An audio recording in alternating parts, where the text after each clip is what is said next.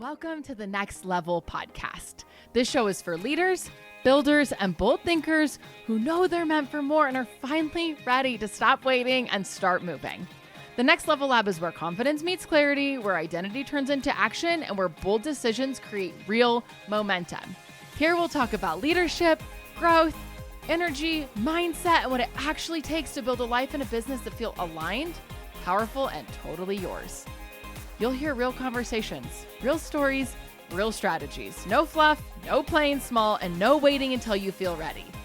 This podcast is your permission to lead louder, move faster, and own your next level.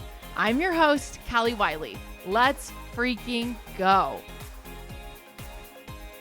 Welcome back to another episode of the Next Level Lab podcast. I'm going to talk about a hot take today because it's not something that you're going to hear in the business entrepreneurship world, especially very frequently, right? We're going to talk about this hot take. And I don't believe in pitching your business. If you go to networking events, you go out and you meet with people, I don't believe in having the perfect pitch, which is not popular, right? I've gone to a billion events and workshops and classes, and I've taken courses on how to pitch your business.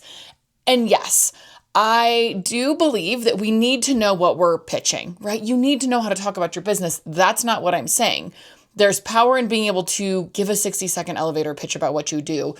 You're going to get in the situation that you need to talk about it. And this goes for anything. If you have a side hustle, if you have a business, if you have a hobby, whatever it is, yes, you need to know what you do. And you need to have that dialed in and perfected. However, I don't believe in pitching before you've connected with someone, period. Which, if you are in the business world and you go to networking events, it's not the popular opinion. Everyone wants to pitch themselves, right? You go to these networking events and it's this assumption that you're going to go and you're going to pitch who you are. Not for me. Not for me. I feel deeply passionate that every conversation shouldn't be a sales opportunity, because let me tell you right now that if I don't know you, like you, and respect you, I'm not buying from you, period. If I don't know you, like you, and respect you, I will not purchase your services. I don't care if you're the best in the industry. If I don't respect you, it's not happening. And so when we're just going in and all we're doing is pitching, it gets so salesy, right? It gets like we're being sold to. It gets so exhausting. Everything is so fake. We're going to talk about why this is not a thing, right? Why when we continue to pitch ourselves, is that actually pushing people away, right? It's pushing people away, and authentic relationships is super important to me, and being authentic and having connection, very, very, very important to me. And so when we dial into these pitches that we're being sold we're supposed to be doing, I don't care what platform you go to right now, they're going to tell you to pitch yourself at networking events. But it just creates this short-term pressure instead of connection. Create short-term pressure instead of connection. Let that sit in. If you go to a networking event, you're stressed out because now all you have to do is talk about your 60-second elevator pitch and you've got to get it dialed in. I've done it. I've recited my pitch in the car over and over and over again before I've walked into an event, and it stresses me out. Then all you're doing is listening to other people's pitches. But what if you connected out of curiosity instead of it being transactional, and you started listening more than talking, and you started showing up without this agenda to get more clients? Let me give you a real life example of this. When I met Kennedy, who you should know by now, Kennedy's my ghostwriter who's getting credit. So she's like a forward-facing ghostwriter. When I met Kennedy, I didn't connect with Kennedy because of what business she owned. I connected with Kennedy because both our dads are dead. We connected because we're both in the Dead Dad Club, period. And because of that, we had this connection that was like, hey, well, let's go get coffee. We're both business owners. We both have dead dads, and let's go talk about our dead dads, right? That's what made me obsessed with Kennedy, was this connection point. And that is what I started to build trust on with her. And had we never talked about our dead dads and gone to coffee to talk about this, I would have never trusted her to write my whole life story, period. I never would have had that relationship. So when we can start finding middle ground and just getting curious and asking people about why are you here? What drives you? What inspires you? What motivates you? It can change the conversation. It gets less pressury, right? So instead of going from what can I get from this who is this person and what can I connect on them with, right? Instead of going into everything of what am I going to get out of this? How many clients am I going to get? I hate the KPI number game of how many clients am I going to get from this networking event? I freaking hate it. It grosses me out. It's too slimy for me. But what about who is this person and how can I connect with them? Who are all these people and how do I get a connection point? How do we connect? What do we similarly love? What coffee shops do we both love? What is your drink order? I love, and you know, if you know me, I love asking people, what's your coffee order? And it throws people off at networking events, especially. It throws people off. What's your favorite food? Don't ask them about their business. It's going to connect. You're going to be memorable too, because now you've been the one that's asked the weird questions. But this is going to work so much better. You start building trust, which is going to lead you to referrals every single time. Trust is something that we can build a foundation off of, right? People buy from people they feel safe with. People buy from people they feel safe with. People aren't just going to buy from you because you have a great sales pitch.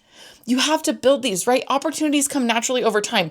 I've gone to networking events that I've met people that have never bought my services, but they've referred me to 35 other people that they know. Period. I've had people that I've met, that I've connected with, that I've loved, they signed their partners up for my programs.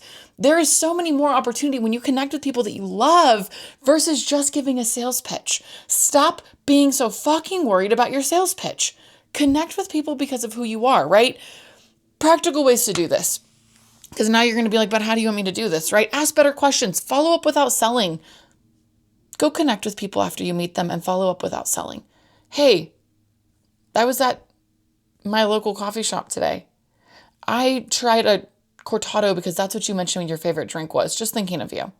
You guys, game changer with connection. My superpower is connection. My superpower is connection. You should just trust me in this. But follow up without selling. Oh my gosh, saw XYZ, thought about you. Hope you're having a great day. Hope business is going well, right? Doesn't have to be the sales tactic. Support others publicly, right? You can share, hey, I met this person. It was a great time. Really connected with this person because of XYZ. Let your work speak through consistency. Connect with them on social media. Talk to them as a human person. You're going to build that trust over time. You don't need to pitch it every single time you're in a conversation to be successful. You don't have to. You guys, I've gone to networking events and had people reach out and like, what the hell do you do? Who the hell are you? Because I don't ever talk about my business at networking events. I go in with this only intention of connecting with people for people, period. And then after the fact, that's when people are like, but what do you do and who are you? What do you do and who are you? You don't need to be someone people want you to be to stay connected to people. And in fact, if you can just lean into being uniquely you, that is what's going to change things for you. It's what's going to tie people in. It's what's going to connect people personally. Yet again, I won't buy from someone I don't love and trust, period. And now when you see the people that I work with these people because I respect them. Because I'm obsessed with them, because I'm obsessed with what they do. I'm obsessed with who they are as a person. I love their families. I want to support people that I love, right? So think about this next time. When you go into a networking event, when you go into a space, when you have coffee with someone, ask them who they are as a person. Stop being so worried about the pitch. Stop perfecting your pitch. That will come with time. That will come with time. And if you just hyper-focus on who you are and what motivates you and what you love and who that person is and what they love and what their coffee order is, it's going to change how your conversations show up. So go try this. Let me know how it works. See if we can start shifting the networking space because y'all, networking events drain me because it's all pitch forward and it drains me and I hate them and I've stopped going to them because it just stresses me out and it all feels fake as fuck to me and I can't do it anymore. So help me change the culture of networking. Help me change how we show up in a networking space. Let's change what this looks like. I hope you have an amazing day, an amazing week, an amazing month. Go do magical things, and I will see you next week.